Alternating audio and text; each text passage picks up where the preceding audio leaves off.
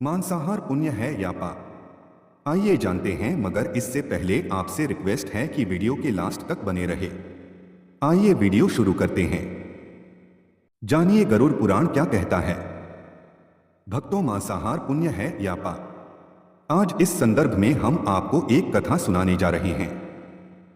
यह बात उन दिनों की है जब भगवान श्री कृष्ण अपने बालपन में थे। एक बार जब श्री कृष्ण एक पेड़ के नीचे बैठे बांसुरी बजा रहे थे, उसी तरह एक हिरण दौड़ता चला आया और उनके पीछे जाकर छुप गया। वो हिरण बहुत ही घबराया हुआ था। भगवान श्री कृष्ण ने उसके सिर पर हाथ फेरते हुए कहा, क्या हुआ? तुम क्यों छुप रहे हो? उसका पीछा करते हुए एक शिकारी भी वहां आ पहुंचा और बोला, यह मेरा शिकार है, इसे मुझे दे दो, इस पर मेरा अधिकार है।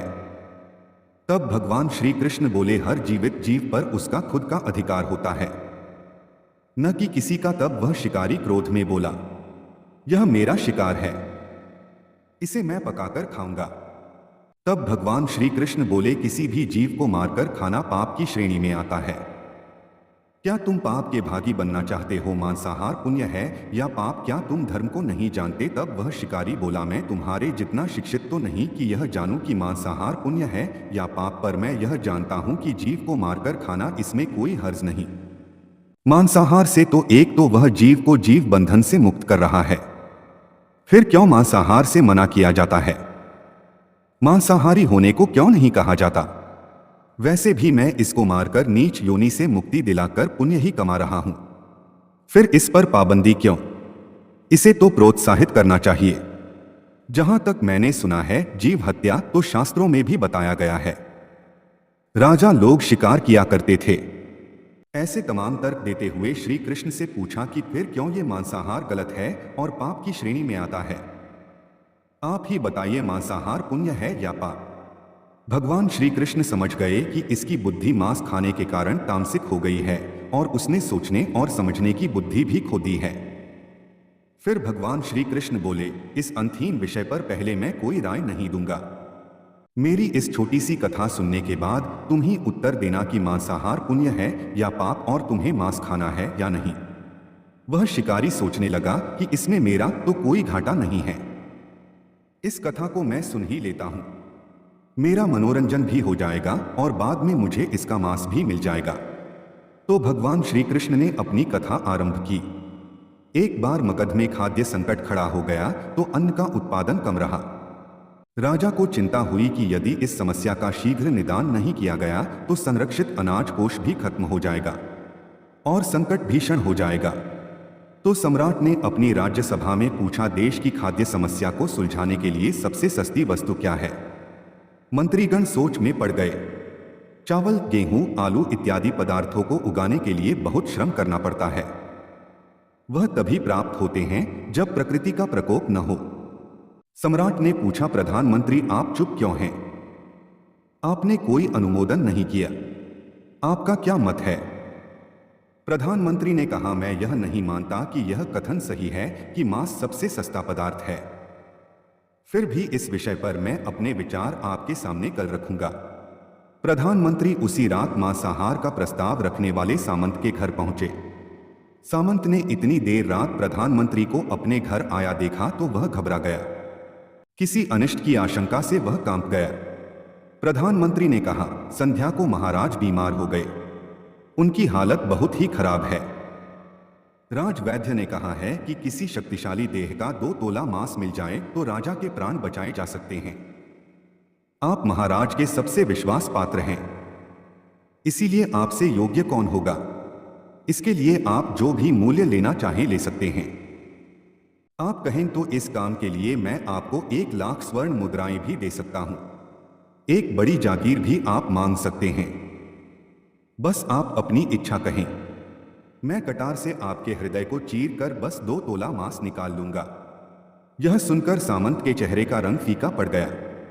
वह सोचने लगा, जब जीवन ही नहीं रहेगा तो लाख स्वर्ण मुद्राओं से मैं क्या करूंगा और बड़ी जागीर भी किस काम आएगी। वह झटपट अंदर भागा और अपनी तिजोरी से 1 लाख स्वर्ण मुद्राएं लेकर आया। मुद्राएं देकर उसने प्रधानमंत्री के पैर पकड़ लिए और गिड़गिड़ाते हुए बोला, श्रीमंत, मैं आपकी 1,00,000 मुद्राओं में अपनी 1,00,000 मुद्रा और मिलाता हूं। इस पैसे से आप किसी और सामंत के हृदय का मांस खरीद ले, किंतु मुझे जाने दे, यह बात किसी और को पता न चले। मैं आपसे आग्रह करता हूं। प्रधानमंत्री जी यह सब समझ चुके थे। वह उसे थोड़ी और मानसिक पीड़ा देना चाहते थे। प्रधानमंत्री ने आगे कहा, सामंत, आप शरीर से बलिष्ठ हैं। आपकी कद काठी महाराज से मिलती जुलती है, इसीलिए राजवैद्य ने खास तौर पर आप ही का नाम लिया है। आपके दान से हमारे अच्छे राजा की जिंदगी बच सकती है। आप कहे तो मैं आपको प्रधानमंत्री का पद देने को तैयार हूं और खुद आपका कर्मचारी बनकर रहूंगा, पर प्रजा से हमारे राजा न छीने। सामंत तो फंसता हुआ दिख रहा था। उसने शरीर पर अंगवस्त्र रखकर अपने जूते भी पहन लिए। जैसे ही वह वहां से भागने वाला था, वह तुरंत प्रधानमंत्री के पैरों में लेट गया। उसने याचना की कि प्रधानमंत्री, मैं इसके योग्य नहीं हूं। जब प्राण ही नहीं रहेंगे तो प्रधानमंत्री पद का या राजा का सिंहासन भी मिल जाए तो मैं उसका क्या करूंगा। आप चाहें तो मेरा सब कुछ ले लें, पर मेरे प्राण न लें। मैं अपना ये भवन और सारा धन आपको सौंपता हूं। रातों रात राज्य से निकल जाऊंगा। इतना कहकर वह अपने घोड़े की ओर भागा और जैसे ही अपना घोड़ा गठने लगा, आवाज आई, अभी अभी अपने पीछे गए तुम अपने परिवार को भी छोड़े जा रहे हो। सामंत बोला, मेरे प्राण से प्रिय कुछ भी नहीं है। जब जीवन ही न रहेगा तो कुटुंब का क्या करूंगा। जीवन रहा तो ऐसे ही सुखी रह लूंगा। इतना कहकर घोड़े पर छलांग लगाकर बैठ भी गया। वह अभी चलने को ही था कि प्रधानमंत्री ने घोड़े की साख पकड़ ली। वह सामंत से बोला, भागने की जरूरत नहीं है, आप आराम से घर पर ही रहो, मैं किसी और का प्रयास करता हूं। यह कहकर प्रधानमंत्री वहां से चले गए। प्रधानमंत्री के वहां से जाने पर सामंत के अंदर कुछ जान तो आई, परंतु बेचैनी बनी रही। उसकी नींद खराब हो चुकी थी। मुद्राएं लेकर प्रधानमंत्री बारी बारी से सभी सामंतों के घर पहुंचे और सभी से राजा के लिए हृदय का 2 तोला मांस मांगा, परंतु कोई भी राजी न हुआ। सबने अपने बचाव के लिए प्रधानमंत्री को 1,00,000 और 5,00,000 मुद्राएं तक दे दी। इस प्रकार प्रधानमंत्री ने एक ही रात में करोड़ों स्वर्ण मुद्राएं जमा कर ली। फिर सुबह होने से पहले ही अपने महल में पहुंच गया। अगले ही दिन राजसभा में सभी सामंत समय से पहले ही पहुंच गए। सभी यह जानना चाहते थे कि राजा स्वस्थ है कि नहीं, लेकिन कोई भी किसी से भेद नहीं खोलता था। सबको राजवैद्य की तलाश थी।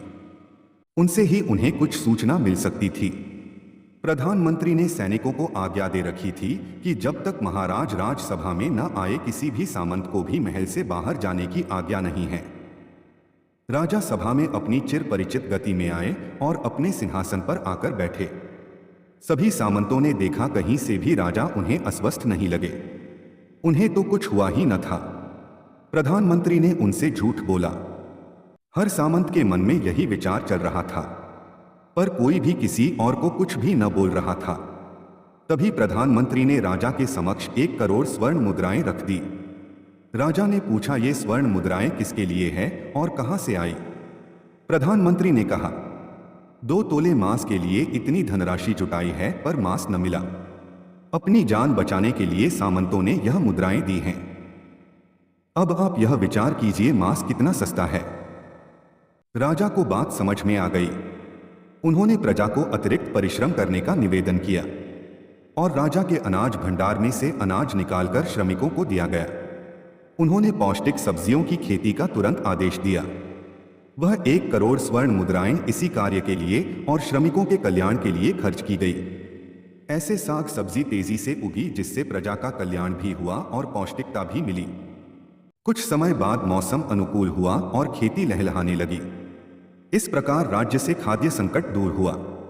तो मित्रों, जीवन का यह मूल्य भगवान श्री कृष्ण हमें इस कथा के जरिए समझाना चाहते हैं कि हम यह न भूलें कि जिस तरह हमें अपनी जान प्यारी है, उसी तरह सभी जीवों को अपनी जान प्रिय होती है। अपने दिल से जानिए पराये दिल का हाल।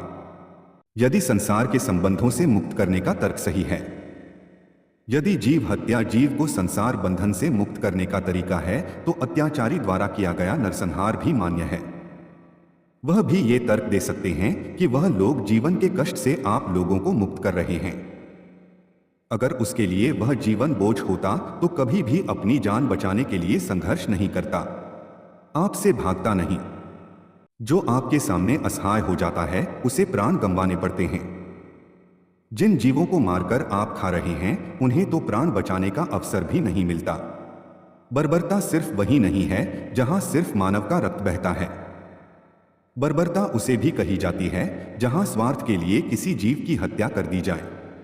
हम अंत समय में जिंदगी भर के पापों के लिए जिंदगी भर सुकर्म करने की कोशिश करते हैं, परंतु हम यह भूल जाते हैं कि जब वह जीव हमारे लिए काटा गया और हमारे लिए तड़पा, उसका श्राप हमें इस जीवन में ही नहीं बल्कि अगले जीवन तक नहीं छोड़ता।